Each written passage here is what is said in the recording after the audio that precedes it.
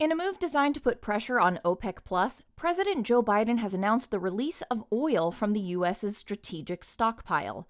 The move has been coordinated with China, India, Japan, South Korea, and the UK, and aims to drive down petrol prices and snuff out a crude market rally that the administration has said poses a threat to the global economic recovery.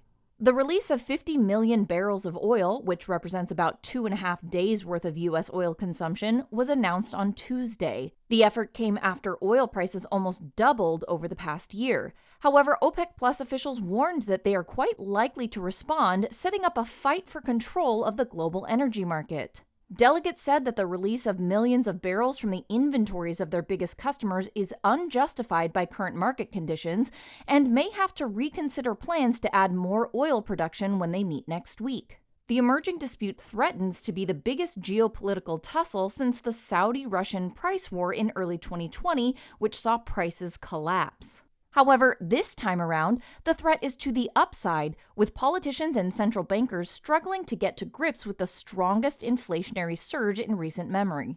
Analysts have also highlighted the increasingly strained relationship between D.C. and Riyadh, traditionally the bedrock of U.S. policy in the Middle East. Earlier in the month, OPEC Plus had already rebuffed calls from President Biden and others to speed up the return of supplies halted during the pandemic.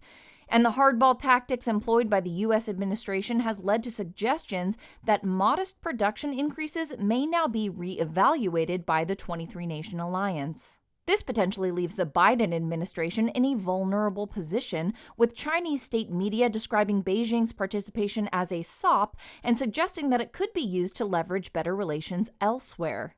And back at home, business groups and Republican lawmakers have voiced objections too, arguing that the reserve should only be tapped for true supply disruptions. Instead, they want the administration to focus on increasing domestic production after shutting it down early into his presidency.